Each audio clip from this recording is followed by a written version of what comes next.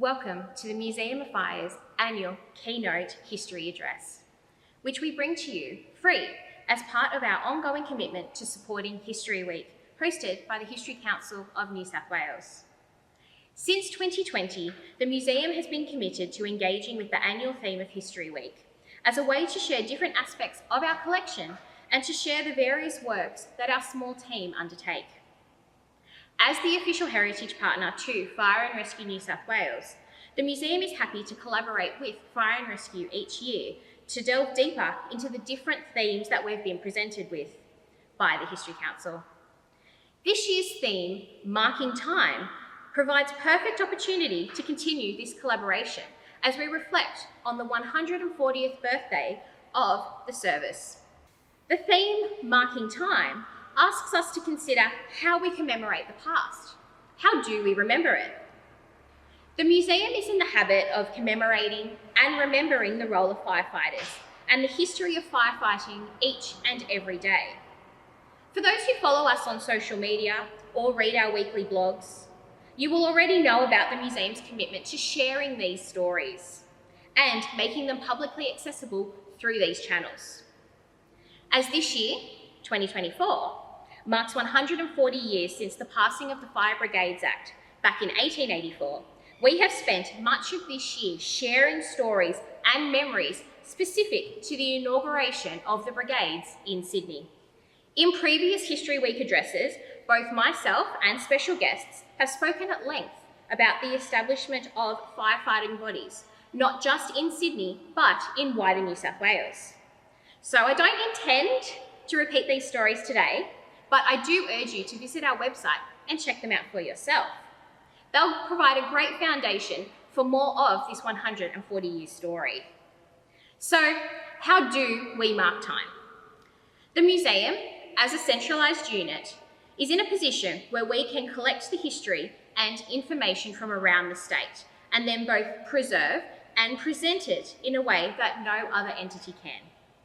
This includes the updating of our internal exhibitions, as well as those temporary or remote exhibitions where we collaborate with other organisations. One such example is that which we helped Orange Regional Museum put together a history of the local community. Just last weekend, that opened here at the museum in a smaller capacity. But it is a very good example of how we specifically commemorate and remember the story of that local community.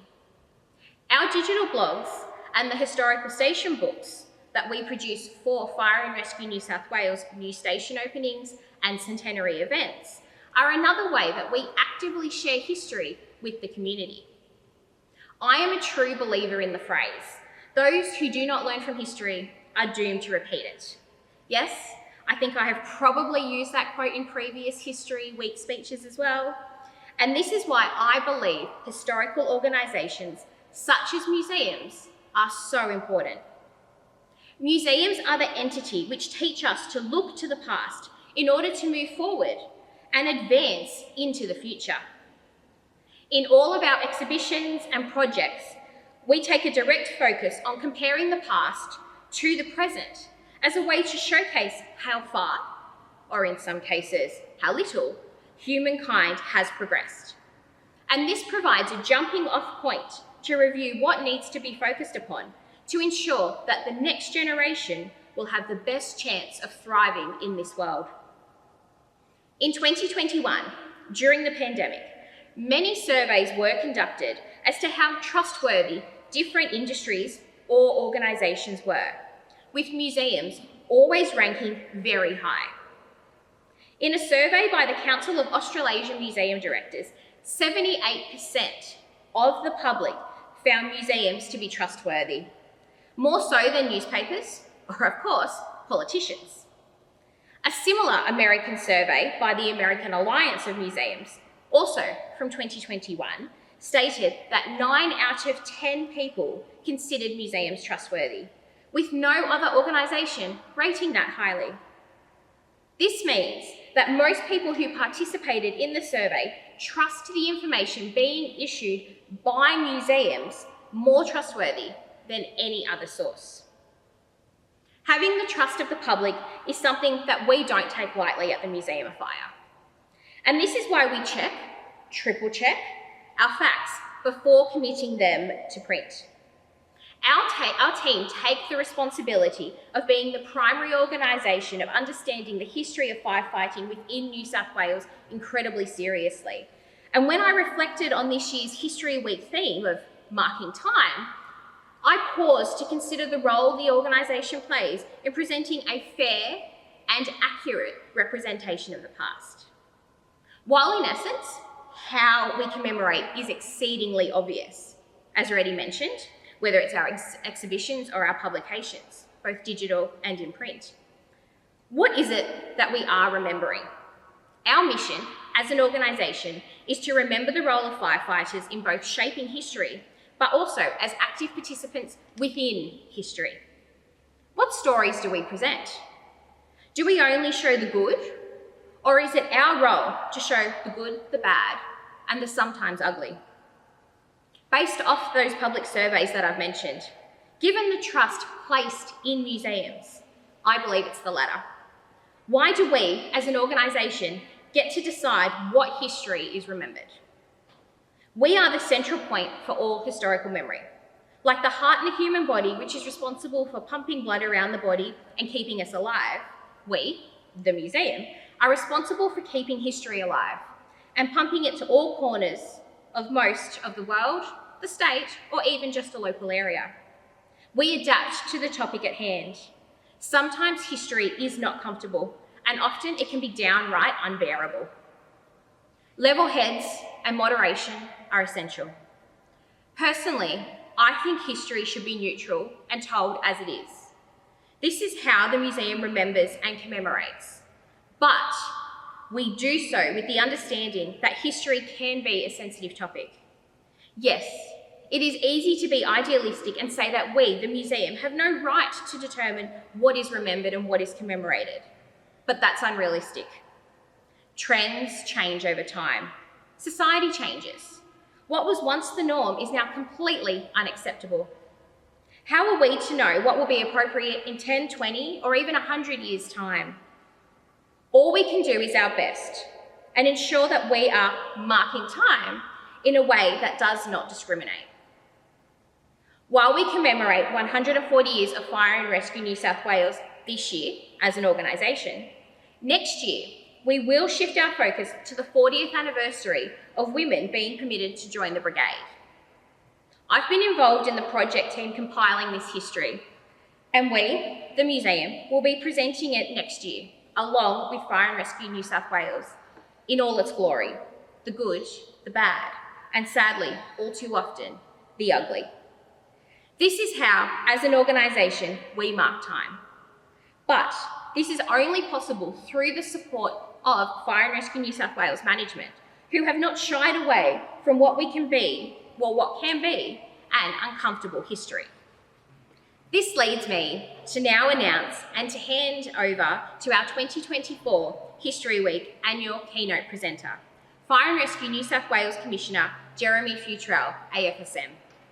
It is only apt that in this 140th anniversary year, the Commissioner of Fire and Rescue New South Wales be our keynote speaker. Following Commissioner Fewtrell's address, our Curator Ben will announce our 2024 History Awards for those who have gone above and beyond over the last 12 months to support the museum in our historical research. Following this, our 2024 Life Member inductee will be announced. Our Life Member acknowledges the work of an individual who has directly contributed to the historical mission of the museum and to the preservation of firefighting history within New South Wales. So please, stay around for our awards. But without further ado, I thank you for joining us for History Week 2024, and I welcome Fire and Rescue New South Wales Commissioner Fewtrell to share the annual keynote address. Thank you.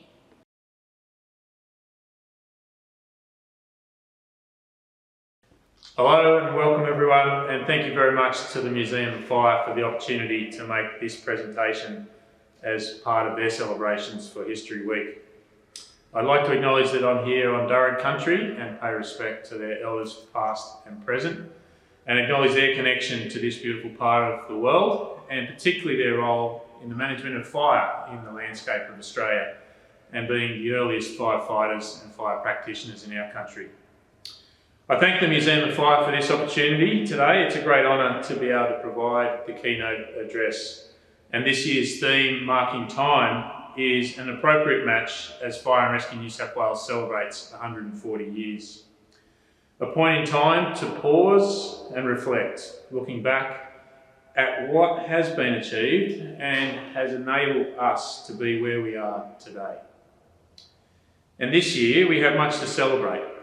An amazingly capable, modern emergency service that is highly trusted by the community, committed to fire prevention and educating the community, bringing a sophisticated approach to risk management, deploying internationally to humanitarian disasters, is respected by our peers around the country and overseas, and all this underpinned by an extensive network of 335 fire stations and close to 7,000 firefighters, providing rapid and reliable response. As you can tell, this is probably something that I'm very proud of. Both our history and what we have to offer today. But as proud of our history as we should be, it is imperative that we stay focused on our future to ensure we continue to create the next chapter of our history. Otherwise, we run the risk of marking time in the other sense of the word, standing on the spot. As the Commissioner, it is my role to make sure that this doesn't happen. But it is important that we know our history, we learn the lessons that it can teach us, and respect the traditions that it provides us.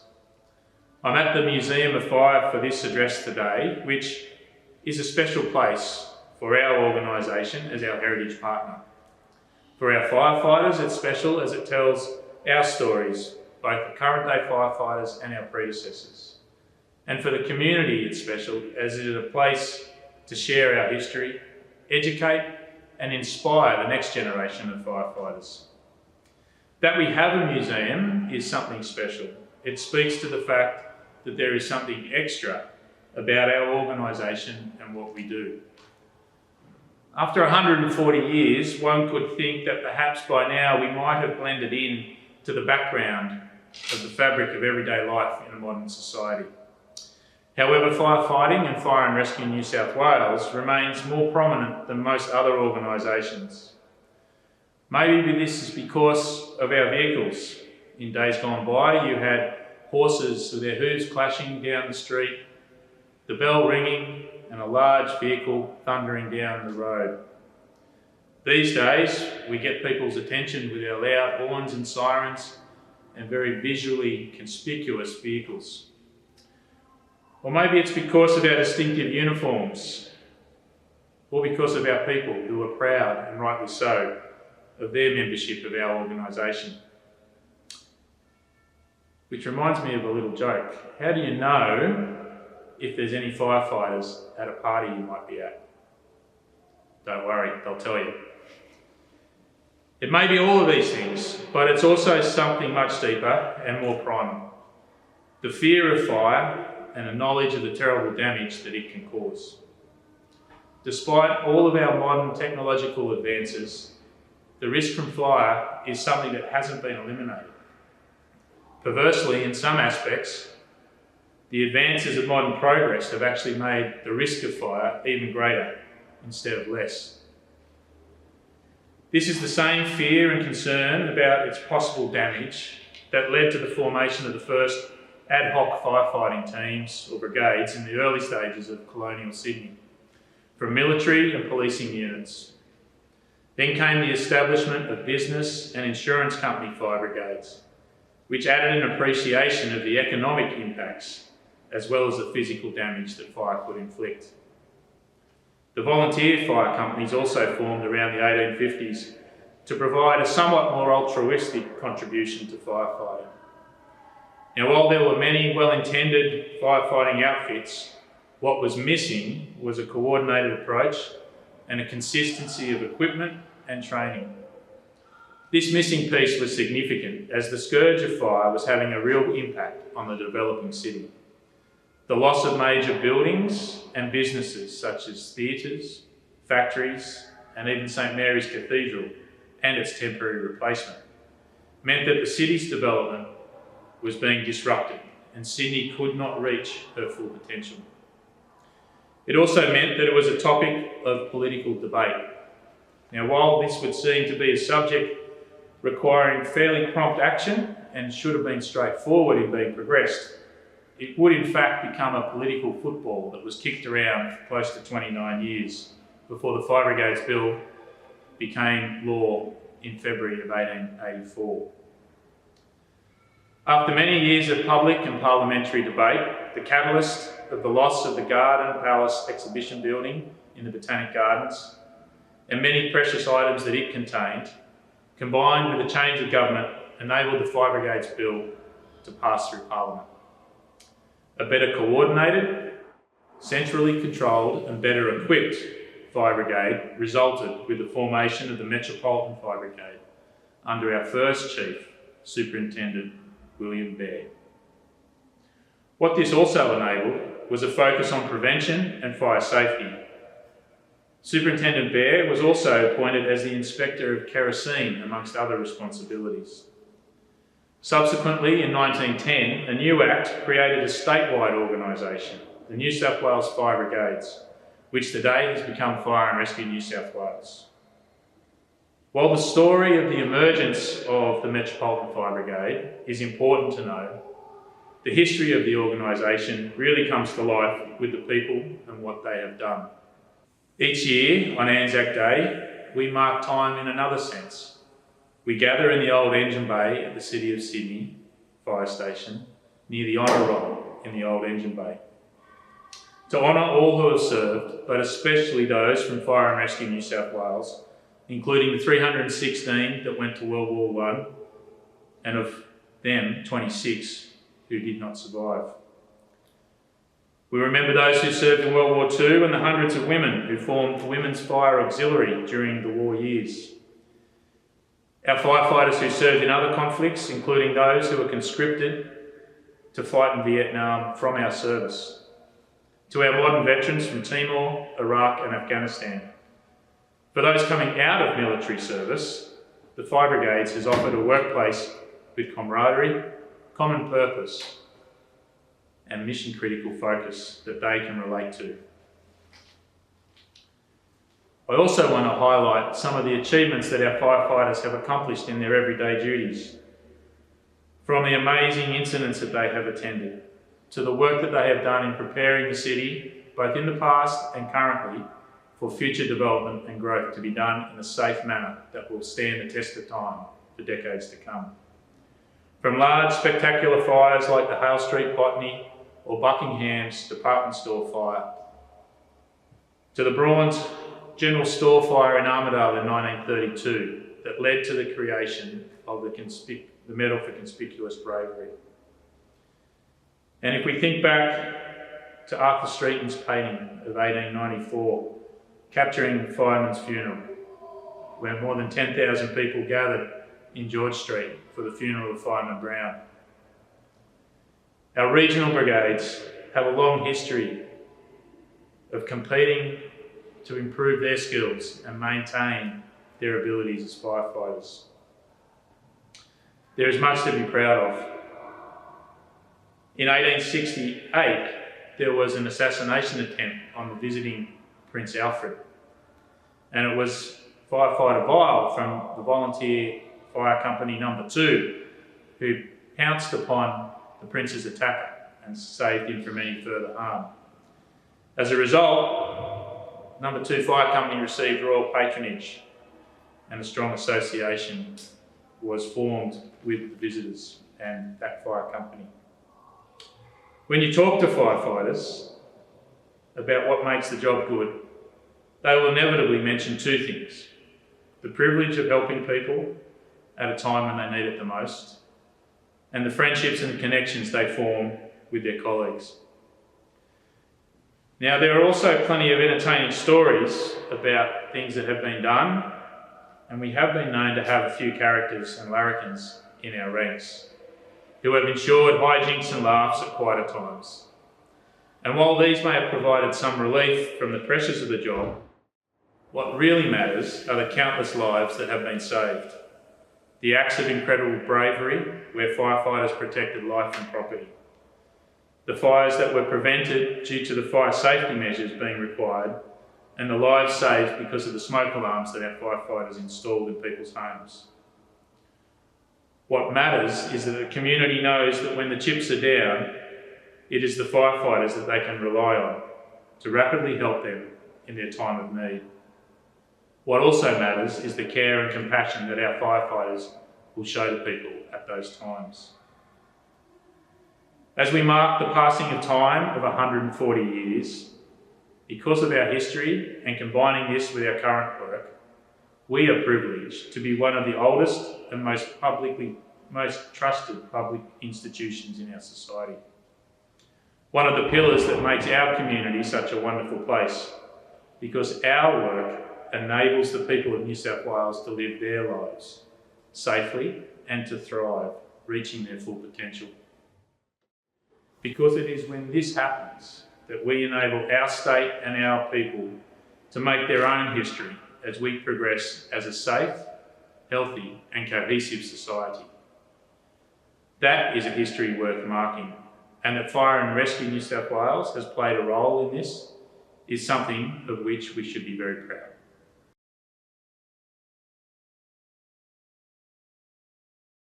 Hello, my name is Ben and I'm the Curator of the Museum of Fire, and welcome to History Week 2024, where this year we look towards the theme of marking time. As Curator of the Museum of Fire, myself and the Heritage team have the immense pleasure of having to research, write and produce a variety of publications and exhibitions that look towards marking time and significant milestones across the history of firefighting. One type of publication that we are often involved with is marking the centenaries of brigades and stations across the state. These publications mark these significant milestones for the history books, so to speak. And when we do these books, one of the greatest pleasures of conducting such a project is when we reach out to the firefighters of these fire brigades. A standout that we always encounter is the firefighters that are passionate about their history, whether that be in the way that they hold on to the stories that are passed down from firefighter to firefighter, or the way in which they preserve their own records. It's always amazing to see the dedication firefighters have towards their own heritage. In particular, however, I would like to pay special tribute to a firefighter who has gone above and beyond and shown that the history of their station and their brigade is worth remembering. This firefighter comes from Mullumbimby Fire Station, who this year celebrate the centenary of their brigade. Mullumbimby Fire Brigade have been valiantly serving their community for the past 100 years, and it is especially in this year that it became clear that the brigade and the town were truly passionate when it came to recognising such service to the community. It is therefore my absolute pleasure to be able to announce that the winner of this year's Special History Award, in recognition of their amazing work assisting the museum and their outstanding passion to wanting to mark time, is firefighter Kimberly Waldron from Mullumbimby Fire Brigade.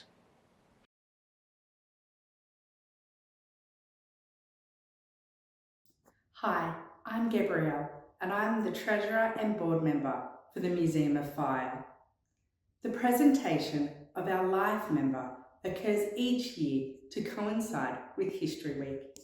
Our Life Member acknowledges the work of an individual who has directly contributed to the historical mission of the museum and to the preservation of firefighting history within New South Wales.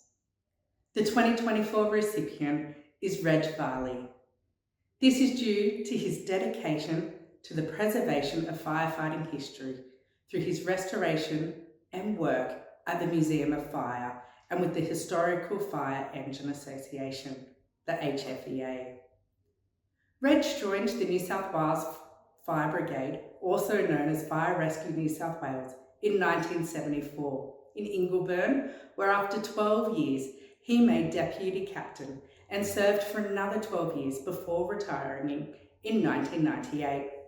Reg has done many things outside of the Fire Brigade, from owning his own engineering business through to being a skipper on a charter boat on Sydney Harbour. Reg got involved with the museum when running fire engines in the Variety Bash. The Bash is a charity run around regional Australia, all in support of Variety, the children's charity. Throughout the Bash, participants visit local towns, stopping into schools and organisations to visit the kids. Bashers get to see the direct impact of their fundraising and efforts along the way, with a range of educational, health and mobility equipment provided to local schools and organisations en route. He ran the Bash with a fire engine and was going to go back to cars, but Variety said to keep running it with the fire engine, which was a few years ago donated to the Museum of Fire. For his involvement with the Bash, Reg was inducted into the Hall of Fame in 2024. Reg has been involved one way or another with the museum since about 1988, and then started regularly volunteering his time about 6 to 7 years ago. A huge congratulations to Reg for all that you have achieved, and thank you for what you have provided to the Museum of Fire. Congratulations.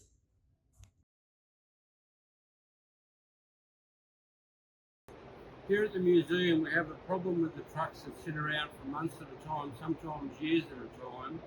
The fuel systems dry out, and when we go to start them it takes forever for the fuel to come up, prime up through the fuel pump, fill the carburetor, and by the time all this happens, the battery's almost flat and the starter's almost on fire. So we've come up with an idea of fitting the old outboard primer valves, so we give them a couple of squeezes, fills the carburetor up, and bingo, away they go. We'll show that now. All it requires is a couple of squeezes on the, about 10 or 15 squeezes on the bowl. Carburetor fills up with fuel. Now let's see what happens.